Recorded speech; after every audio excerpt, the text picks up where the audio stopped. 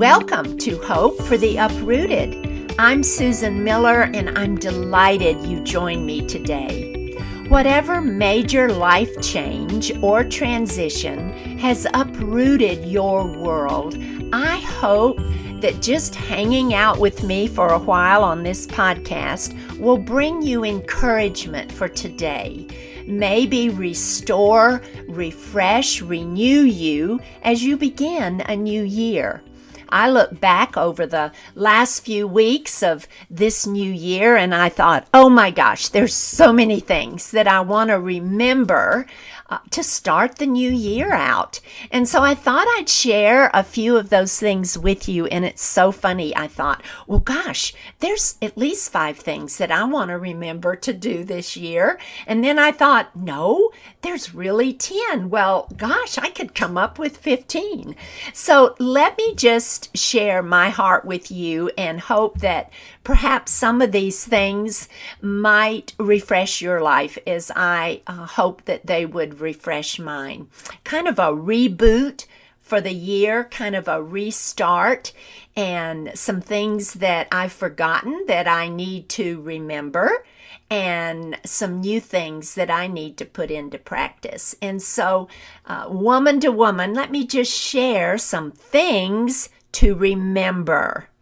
In fact, it's 15 things to remember. But hey, I'm not going to take much of your time. We're just going to hang out for a while on this. First of all, stop and take a deep breath. Oh my goodness. I don't know about you, but I hit the road running the first of the year. And I thought, stop, Susan. Don't get on a merry-go-round quite this soon, but stop and take a deep breath. And I encourage you to do that many times during your day. Stop and breathe in and breathe out deeply. Breathe, and I love to tell the women that I teach and speak to, breathe in Jesus and breathe out the cares of your day and your world. Number 2, laugh more and play more. Sometimes, I don't know about you, but I get so busy with my schedule and my calendar that I forget to build in some play, that I forget just to mark off a day or a morning or an afternoon just to laugh more and play more and not to take life so seriously. There's enough serious things going on that we don't need to take everything in life so seriously.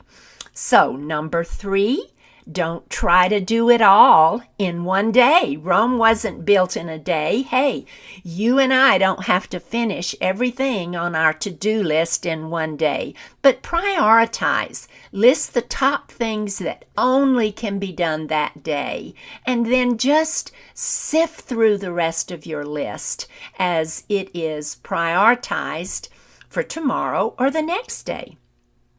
Number 4, I want to teach kindness by my example. That's something I always want to work on. I don't know about you, but I can talk kindness all day long, but I teach it by my actions and by example.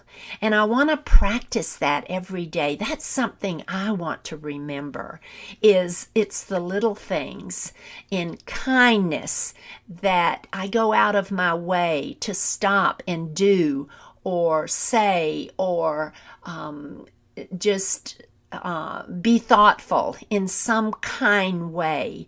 So I'm going to try to teach kindness by my example. Will you join me in that? And hey, number 5, go one day without bringing up COVID. How about that? I bet that'll bring a smile to your lips. It seems everything we hear and everything we read and everything we talk about is about COVID. So I'm going to try to go one day without bringing up COVID. And it has affected all of our lives, some greatly and deeply. It has been life-changing. But I want to remember that God is in control, and I want to keep my focus on Him and not focus on that which I cannot change. I can only do my best to be safe and to be cautious and to do the right thing. But I need to go at least one day without bringing it up. I need to focus on the positive and not the negative of what is going on in our lives, in our world today. That's number 5. Number 6, have a purpose. I have a purpose in my life. I'm in full-time ministry, and that gives me purpose every day to get up every morning. And it gives me something not only to do, but it gives me a reason and a purpose in my life. And so I encourage you, whatever that looks like, to have a purpose in your life, to a purpose that's larger than yourself. It's important as we get older and face year after year, whether it is a purpose of volunteering or whether it is a purpose of a part-time job or a full-time job, or a purpose of reaching out to others, whatever that might be or whatever that might look like in your life. Have a purpose and live for something larger than yourself. Number 7, be open to change. Oh my, that is the hardest thing to do, isn't it? But to adapt and learn new things, learn new ideas. I always laugh and say, oh my gosh, I will never learn everything there is to know about my phone or my computer or my watch. But I want to be open to change. I want to learn as much as I can to be able to communicate with others, to be able to relate in life and with this culture, to be open to change. That's number 7. Number 8, to serve others. Boy, does that put life in perspective. There's always someone less fortunate than you in life.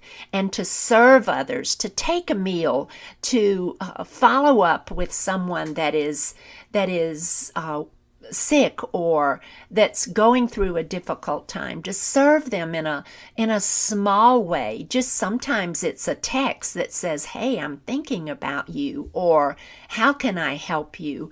What can I do for you? And sometimes instead of asking, just do it. Just serve others. If you know someone's in need, just drop off a grocery bag of goodies at their front door. And, it just helps put life in perspective when you're thinking of others and not yourself. Number 9, never lose hope, my friends. We live in a world that I worry about because of the loss of hope, the loss of faith, the loss of trust in God. And I always want to remember never to lose my hope in the anchor of Jesus Christ, never to lose my faith in Him, and to trust Him always. And these are things that I need to remember because I can sink into the pit of despair very quickly. I don't know about you, but with everything going on around us and all the craziness going on, sometimes it's real easy to focus on the wrong thing and to lose that hope and trust in God. Number 10, remember that manners matter. Remember that phrase, manners matter. Teach it to your children, teach it to your grandchildren, but remember, please and thank you. I appreciate you. How can I help? Manners matter. Opening the door for someone who perhaps is struggling to get through a door. Boy, could I go off on that one with a whole different podcast. But someone that's in need, that perhaps just needs a little courtesy, a little understanding, a little acknowledgement in the area of manners. please and thank you. I appreciate you. I value you. Manners matter, and like I say, I constantly work on that with my children and my grandchildren, just to remind them what they may forget to do in that regard. Manners matter. Number 11, if I may quote Elizabeth Elliot, a matriarch of our faith, do the right thing. Do the right thing. I always want my children and my grandchildren, I say that again because they are your sphere of influence in your life, your first sphere of influence by the example in life you live. And so to do the right thing.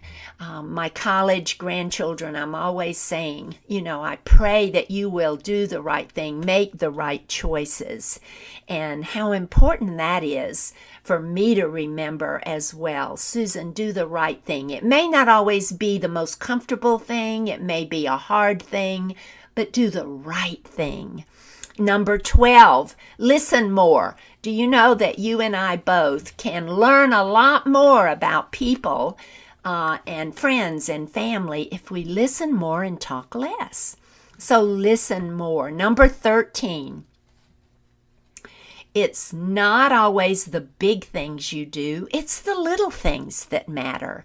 You'll look back one day and you may not remember the big grandiose things, but the little kindnesses, the little ways that someone has served you, the way they were polite and expressed their manners of please and thank you, the little things. It's not always the big things that you and I do, but to remember that it's those little things that are nuggets to tuck into our heart that we will remember. Number 14. To remember that reputation and character are two different things. Reputation is what you do in public, where character is what you do or how you're known in private. So there is a difference in the two. We can openly and publicly create a reputation by how we might act or what we might do. But the real us, the real you and I, is what we do in private, and that's what builds character. That is our character. So remember that. And number 15, gosh, have I already gone that far, is to start and end each day with prayer. The importance of remembering to start off with a focus on God and end up in gratitude to God. I always, before I get out of the bed in the morning, I always say, well, Lord, this is your day. And help me focus on you, not my circumstances, not my issues, not my problems, but help me focus on you, Lord, and not what's going on around me. And may this day bring you glory. That is my prayer when I get up in the morning.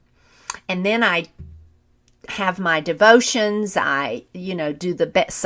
Some mornings I'm on a run and the tight schedule, and I will confess that I don't have my devotion. And, it seems like if I'm not in God's Word or reading His Word, that my day kind of goes wacky. And sometimes when I do, it still goes wacky.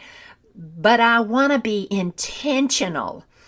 I want to be intentional about starting my day in prayer, starting my day with a focus on Christ and His Word, and ending the day with gratitude, because it's that gratitude, it's going back to Jesus, it's being thankful that puts a whole different perspective on the negative versus the positive. It's hard to be negative when you end the day with a grateful heart. Gosh, those were 15 things that I want to remember to do, and there's a whole lot more, honey. I've got a long way to go. But those are some things that I would share with you. Always to go back to Jesus. Unclutter your mind and just think this is a new year, a new opportunity to start over, a new opportunity to let go of things that you can't change, and to remember to change that which you can, and to release the rest of it in prayer to the Lord to help you work through. There are things in my life that way beyond these 15 things I want to remember that I need to practice, that I need to persevere, and I need to push on. I need to lean in to Jesus as I press on and begin to move forward. I hope that you too will think of things you want to remember. I'd love it if you'd pass some things on to me. Let's help each other in this. You can reach me by email reachus@justmove.org, and I would love it if you would email me some of your things to remember. Like I say, we learn from each other, and you matter to me. And so I just hope that you have a great day no matter what you're doing, and I hope that these little things that I've passed on to you, that you'll tuck in your pocket, in your heart, and that you'll come up with your own list too. And just remember that we serve a God that is so much bigger than our circumstances. Whatever way that you've been uprooted, that you've gone through change and transition, we serve a God that is unchangeable, that goes before us, that comes alongside us, that walks behind us. He's got our back.